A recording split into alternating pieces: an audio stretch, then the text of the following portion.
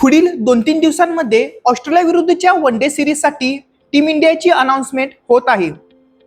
अनाउन्समेंटची date इतकी जवळ आलेली असताना देखील रोहित आणि विराट यांच्या वन डे सिलेक्शन बाबत बीसीसीआय कडून अजूनही कोणती क्लॅरिटी ही देण्यात आलेली नाही।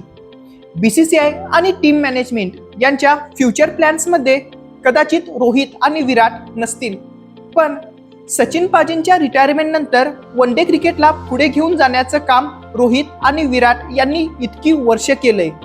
2023 ला वर्ल्ड कपच्या फायनल पर्यंत जाणं असो किंवा काहीच महिन्यांपूर्वी जिंकलेली चॅम्पियन ट्रॉफी, या दोघांमध्ये रोहित आणि विराट यांचं कॉन्ट्रीब्युशन हे सर्वात जास्त होतं। आणि सध्याचा रोहित आणि विराट यांचा वन डे फॉर्म पाहता त्यांची ऑस्ट्रेलिया विरुद्ध होणाऱ्या वन डे सिरीजसाठी भारतीय संघात निवड व्हायला हवी।